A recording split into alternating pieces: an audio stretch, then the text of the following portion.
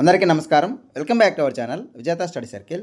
ఈరోజు మనం ఈ వీడియోలో ఆంధ్రప్రదేశ్ ఉద్యోగులు మరియు పెన్షనర్ల నవంబర్ జీతాలు పెన్షన్ సంబంధించిన సమాచారం చూద్దాం. అంతకంటే ముందుగా మన ఛానల్లో ఉద్యోగులు మరియు పెన్షనర్లకు సంబంధించిన జీతాలు, పెన్షన్లు, డిఏ, పిఆర్సీ, సర్వీస్ మ్యాటర్ సంబంధించి ప్రతి అంశాన్ని వివరిస్తూ విశ్లేషణ చేస్తూ 100% ఖచ్చితమైన తాజా సమాచారంతో వీడియో చేయడం జరుగుతుంది.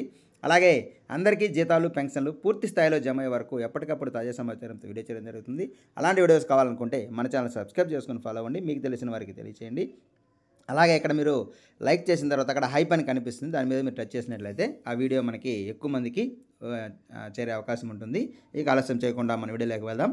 నిన్న మధ్యాహ్నం నుంచి బిల్లుల్లో ఉద్యోగులకు సంబంధించి బిల్లులో మొదటగా కదలిక వచ్చింది.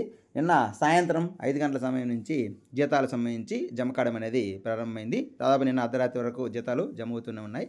అయితే రాత్రి 8 గంటల సమయంలో పెన్షన్ బిల్లుల్లో కదలిక వచ్చింది. వారికి కూడా అర్ధరాత్రి నుంచి పెన్షన్ అనేది జమ కావడం అనేది ప్రారంభమైంది. దాదాపుగా మనకి ఎక్కువ బిల్లులు ఈ బ్యాచ్ నెంబర్ స్టేజ్లో ఉన్నాయి. ప్రజెంట్ అయితే వాళ్ళందరికీ కూడా మనకి ఒక 1 అవర్ లోపే, ఒక హాఫ్ అన్ అవర్ లోపే జమ అయ్యే అవకాశం ఉంది. ఇంకా కొన్ని బిల్లులు మనకి ఈక్యూబేర్లో ఉన్నాయి.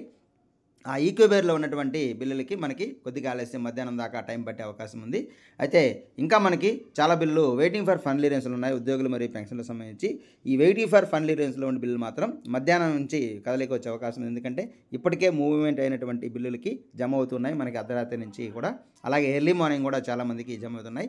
అయితే ఈ వెయిటింగ్ ఫర్ ఫండ్ క్లియరెన్స్లో ఉండే వాళ్ళకి మాత్రం కొద్దిగా ఆలస్యమయ్యే అవకాశం ఉంది. వీరికి కూడా మధ్యాహ్నం తర్వాత ఈ బిల్లుల్లో కదలిక వచ్చే అవకాశం ఉంది. మధ్యాహ్నం తర్వాత ఏవైనా బిల్లుల్లో కదలిక వచ్చినట్లయితే సాయంత్రానికి వీరికి కూడా జీతాలు కానీ పెన్షన్లు కానీ జమ అయ్యే అవకాశం ఉంది.